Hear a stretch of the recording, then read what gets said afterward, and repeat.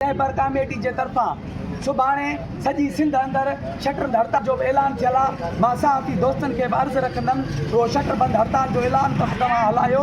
असां सुभाणे जस्टिस शहीद बशीर कांताल के दौड़ तरफा दौड़ शहर में शटर बंद हड़ताल कंदासीं ऐं असां इन्हनि दलालनि खां ऐं रियासती इदारनि खां गुज़ारिश कोन कंदासीं त असांजे खून शहीदनि जे खून सां इंसाफ़ कयो वञे। जो महाराणा बि उहे ई आहिनि त असां दलालनि खां कीअं घुरूं। शहीदनि खां उत्साह वठंदासीं।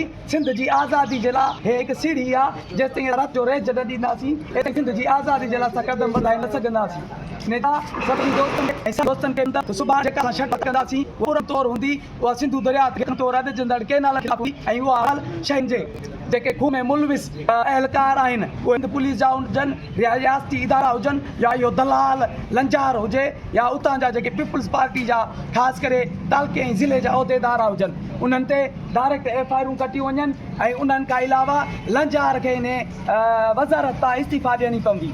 जेसि ताईं इस्तीफ़ा न ॾींदो तेसि ताईं इहे असांजी पुरअमन हड़तालूं पुरअमन एहतजाजी रैलियूं धरणा जारी रहंदा।